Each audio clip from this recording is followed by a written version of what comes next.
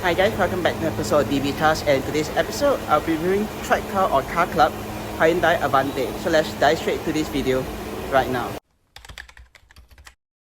Alright then, so here is guys the Hyundai Avante from CarClub itself or TribeCar itself, whatever you call it. So basically this is the facelifted Hyundai Elantra or the Avante, whatever you call it. So basically this is the, like I mentioned already, this is the facelifted one. So basically if you guys didn't know, actually Hyundai actually did a small refresh to their Elantra itself. So basically this is the 6th generation Hyundai Elantra or Avante, which I'm going to repeat again. But basically what they changed is that for the front they changed basically the headlight itself, and I think the grille they retain somewhat of it, but they make it more edgier, so like more pointy towards like this itself. So basically they changed the headlight itself as well as the tail light, and also some small changes in the interior, which I can show you guys later on itself. Oh wait, oh just nice, I think I just got a perfect example. This is that over there. So basically you guys can see that is the pre-facelift, which got that kind of headlight, and as well as it basically got somewhat like an Aston Martin grille itself, front grille itself. So basically this right here, they basically just changed the headlight itself and as well as grille from that itself. So yeah, moving on, let me just show you guys the rear of the car, which is also another thing that changed for the facelifted one. So basically this is how the rear of the facelifted one looked like with the different tail light itself. I'm not going to go to that car itself because it's someone else's car, but I'm just going to show you guys a photo of it, how it looked like at the rear itself. So this is how the rear of the non-facelifted one looked like, and this is the facelifted one itself. So yeah, I think there is some minor changes to the rear bumper, but I could be wrong. But anyway, the photo is right here for you guys to refer to if you want to see it itself. So yeah, and that is all for the differences between this car and the pre-facelift one itself. So yeah, basically right now let me just run through you guys some of the damages for this car, if there are any. So far, looking right to this car, there isn't any obvious damage that this car has, which is quite a good thing, because I think this car, as of what I'm filming, there's only close to 82,000 kilometers itself on its spent or its driving history or whatever thing you call it, the mileage itself. So yeah, overall not too bad on this car itself. So now let me just show you guys the trunk space for the Elantra itself, or the Avante, whatever you call it. So basically this is how the key looks like for the Hyundai Elantra or Avante. So basically you got a lock and unlock feature right here, and you got a hold your trunk button itself. And you need to start the car is the old simple way of the key itself. So this is how basically just need to slot in and just turn it, start the engine itself. So yeah, let me just show you guys the trunk. So basically just to access the trunk, just need to press hold on that, and the trunk just open up by itself.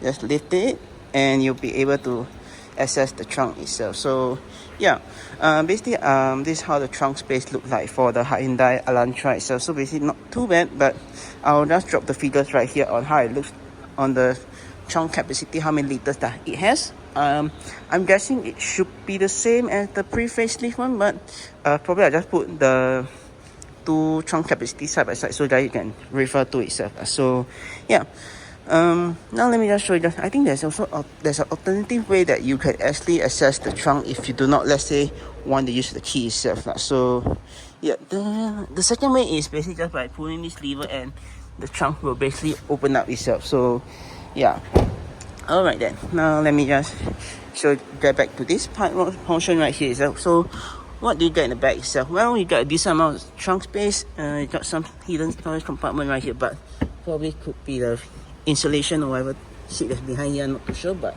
probably won't touch that as well. Same for this side as well itself. So yeah, if you guys want more space on the car itself, you could technically actually pull this on either side, which will fold down the rear seat itself. So basically once you pull that, you should be able to hold this thing. Oh my bad, should technically pull it much harder itself so that it unlatch itself. So let me see whether this does the trick. Okay, seems like not high enough, but let me see. Okay, finally. So yeah, once the seat goes down, this is how much trunk space you get itself. Same for the other side, but same thing like its previous successor. I think the it has the same problem, which is this thing right here that's blocking it from having more space in the car itself. So maybe that's why maybe sometimes I feel maybe sometimes that's the reason why hatchback has a better trunk capacity itself. So yeah, probably will just close this up. So basically just close is very simple. You can either grab hold to any part of the car boot or just pull this itself and it'll be closed itself. So yeah, but yeah, I think maybe this is one of the reasons why it has, some people prefer the hatchback of the maybe other Hyundai cars in their lineup. So but overall trunk space is still not bad. You got decent amount of opening space to put your stuff through itself. So yeah, alright then, let me just load this back up. Alright, now let me just jump into the car and show you guys the trunk space for the Elantra Avante itself. So basically this is how the trunk space of the car looks like. So basically there isn't really any changes to it like what I mentioned earlier on already, because it's basically the same car, just that they give some minor refreshes to it itself. So basically in the rear itself, what do you get? Basically one thing I feel is a little bit weird is somehow for the passenger side you get this very nice net thingy right here which you can put your stuff, but somehow behind the driver's seat you don't get. Luckily for this car, I think for this car itself, someone placed this very handy hook right here itself, so basically you can put your stuff right behind the passenger seat itself. So yeah, but what else do you get in this car itself? Well, you get some decent sized storage bin right here to put your drinks if you want to, and you got your window switches right here itself. Your door is handle get out car, your handle close the door, and the same for the other side as well itself. So yeah, moving on, what else do you get? Well, you get nearly all four sides have grab handle itself, but sadly the driver's doesn't have, which you guys can see itself, which is a little bit weird itself. Usually it would be better if they were to maybe put it on all four sides, but I'm not too sure why they don't want to put it one for the driver itself. So yeah, but moving on, in the rear what do you get? You basically get AC vent, which is I think the same thing as the pre-facelift has as well, so that's a good thing.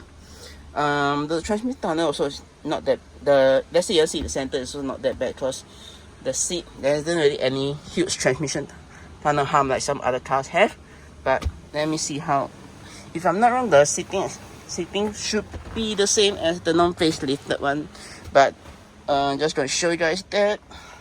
So yeah, seating in the center is not that bad either, because you still got like a decent amount of legroom space. So yeah, not too bad either. Headroom also not too bad. It's almost like about 4 fingers. Yeah, 4 fingers of headroom space in the center itself. So yeah, let me, oh yeah, I forgot to mention to you guys how does it feel like to sitting right in the left or right hand side. But currently this is the last driving position that whoever rented this car is in, so I got about a quarter of legroom space left.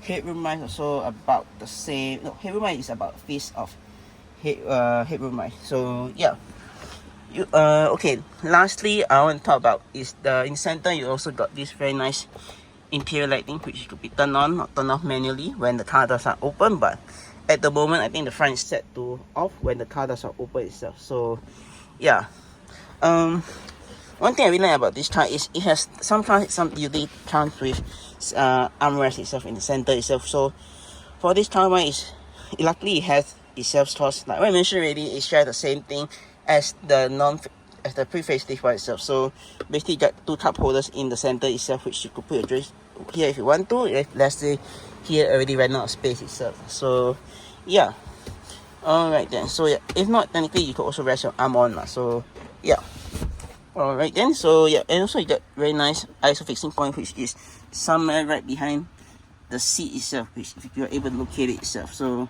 yeah, alright then, lastly this is how the interior of the Avante or Elantra facelifted looks like. Basically it's very similar layout itself, just that the only changes it does is this area right here. So this is the only thing they changed. Other than that, everything, the layout itself is still the same as the pre-facelift one itself. So yeah, and that, let me just jump out of the car right now and I'll show you guys the front of the car itself. So alright then, now let's jumping right out of the car. Isn't a big problem because the doors open to quite wide, which is a good thing itself.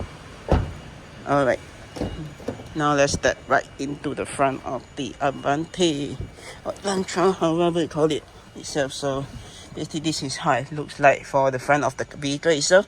So like what I mentioned earlier on already, it basically shares the same thing as its predecessor itself. So not really much changes other in the center itself lah. So yeah, but for storage option also the same thing. You still got the same amount of storage space itself, which as you guys can see there's a lot of junk in there.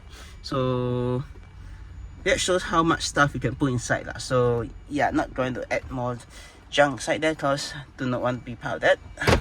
But moving on, you got some small storage space right here if you want to. Technically I think this should, if at the time Hyundai were to offer wireless charging, I think it would be a very good place to put it, because just right beside it you got your USB type A port, and also you got a 12 volt socket outlet right there as well. So yeah, it would be a great thing if there was a wireless charging pad right here itself. But unfortunately I think at that time it wasn't really an option to get it, because maybe it hasn't been introduced, but I could be wrong. So yeah, but moving down, you got your gear selector right here itself with some blank button on either side.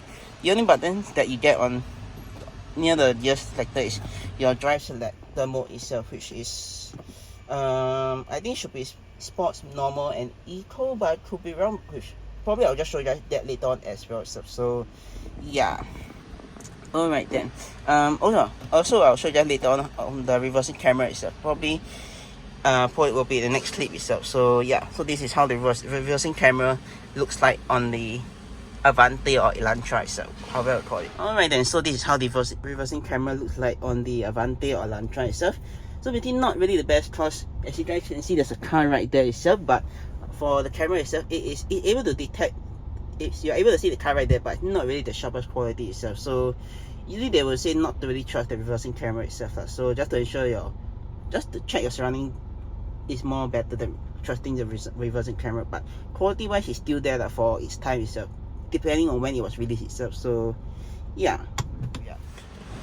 Alright then, moving on, you got your typical standard traditional handbrake itself, which is very easy to use itself, so I'm not going to explain that. You got two cup holders on either side, but if you want more space to put your drinks, you can already put it on that side for the passenger and this side for the driver side. So yeah.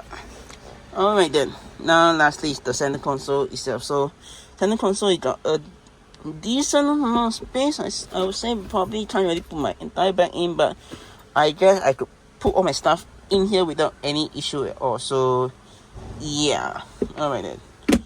Now let's move on to the main part of the show, which is the part which Hyundai changed for this car itself, which is right here.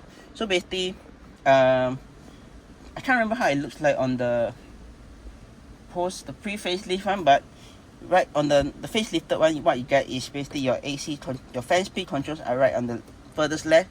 Sorry, your fan speed control switch itself is on the far left.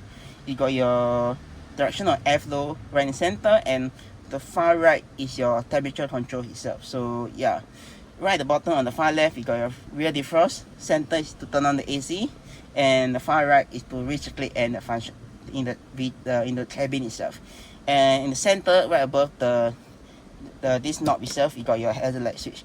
And that's very simple itself. So yeah, plus one thing I'm not too sure whether it will reflect on the screen itself is the temperature you want to set to, because if I'm not wrong, the pre-facelift one has the option where you can see the temperature you're adjusting to itself, but this doesn't have it itself, so it's a little bit weird. But moving on, you got some of the shortcut keys for your infotainment right here itself. So same thing, I'll show you later on if you want to use Apple CarPlay. Because this car does has Apple CarPlay or Android Auto itself, but it is plug-in itself. So basically you need to bring a cable to connect to your phone to use the Apple CarPlay on this vehicle itself. So yeah, but moving on, you got your air vents right here with no option to really to close the air vent. Just need to slide this way itself, and the air vent, you guys can see it is closed.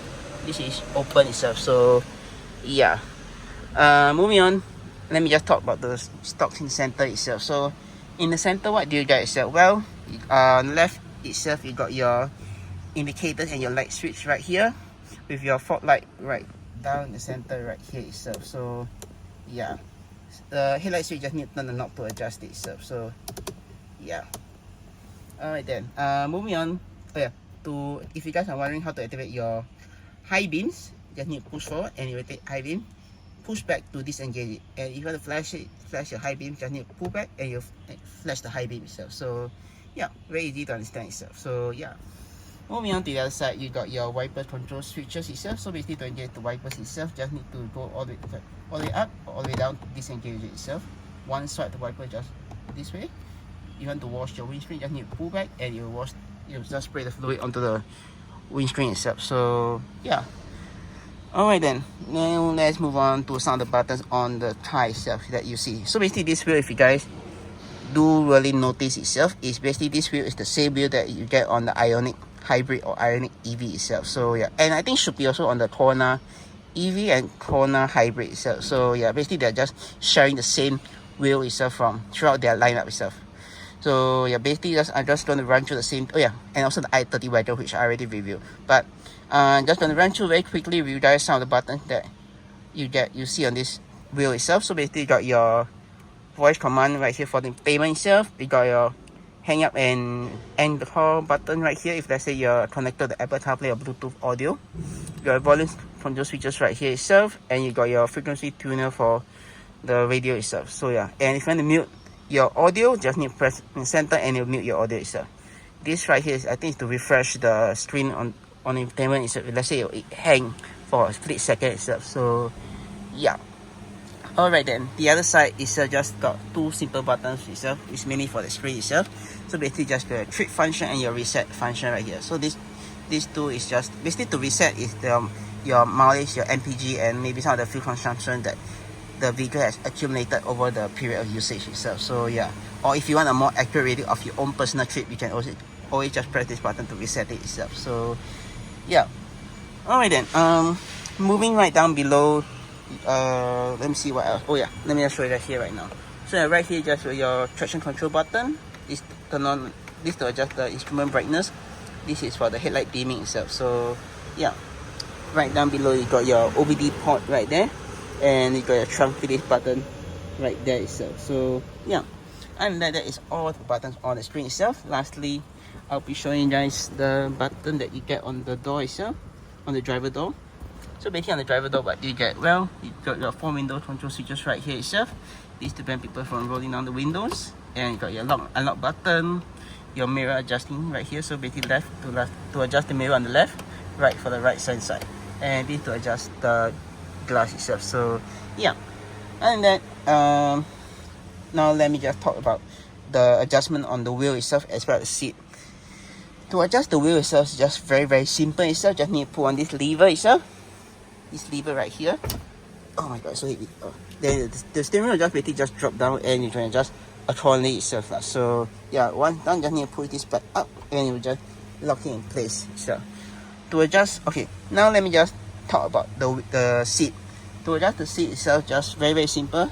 Just need to locate this lever right down below the seat and just pull on it and you're able to slide the seat itself. So yeah. For the height, just need to, this one right here, just up or down, and the angle is just right here itself. So this to adjust the angle of the seat itself. So yeah. Lastly, you got your fuel door itself. So this to open the fuel door on the tire itself, just right here itself, and this is the alternate option to open the trunk on the tire itself. So yeah.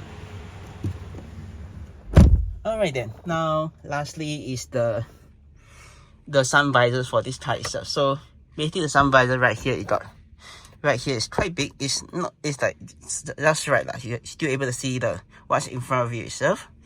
You got mirror right here itself, and if you want to adjust, let's say swivel the other side, you just take out and then you will just swivel to the other way.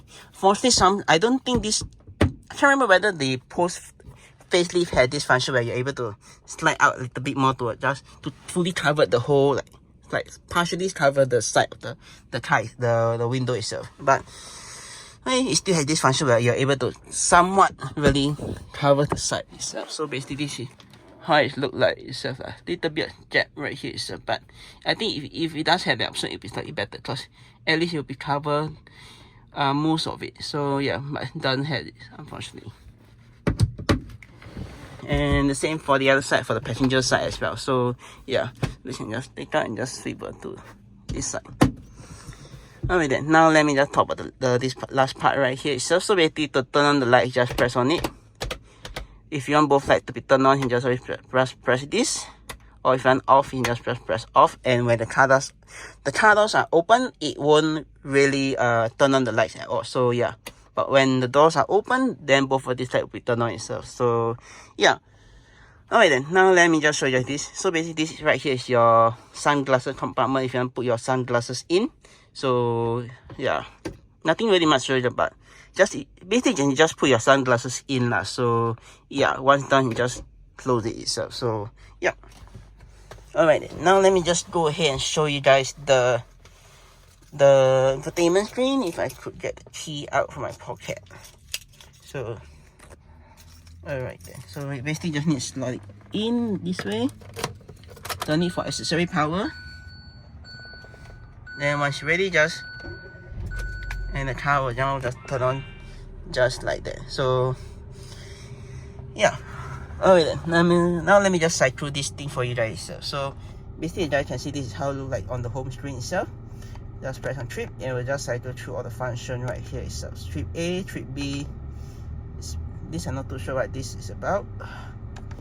And your average fuel consumption and range to empty itself. So yeah, just gonna go ahead and reset this for the people itself. So yeah. Alright then, so that basically that is it for that part itself. So yeah. Now let me just show you guys this thing right here itself. So basically for this itself, if you guys want to use Apple CarPlay, just need to bring your lightning cable or USB Type-C cable or whatever cable that you have and just plug in to that port, USB port right there itself. So yeah, then once it's connected into that port, just press on this and it will just wait for it to recognize your phone itself, and it will automatically ask you whether you use Apple CarPlay itself. So yeah. Now let me just show you guys the phone function for this itself. So basically, if you want to add a new phone itself, just press on add. Just wait for it to close off the transmitting connection for the previous user itself. So basically, it will just show you guys the function of how to use Bluetooth on this phone itself. So just look for the name Avante, then Bluetooth. Just ensure that your Bluetooth is turned on. Once turned on, just look for the vehicle name, which is Avante, and once it's connected, you are officially connected to the car's Bluetooth device. Alternatively, like what I mentioned, you could technically just use Apple CarPlay so that it's more convenient for you. So yeah. Alright, now let me just show you guys the knob one. So basically, the knob on either side is the volume button if let's say you have radio turned on itself, and this is to adjust the frequency on the radio itself. So yeah, let me just so that your holiday so basically this is the radio itself. Back to work. Then this is to adjust the radio station itself. So yeah, that is probably it for this video itself. If you guys enjoyed the video itself, do click on the subscribe button down right below to see more videos like this, or click subscribe and click see my 2 other videos. And with that, I'll see you guys in my next video. Peace.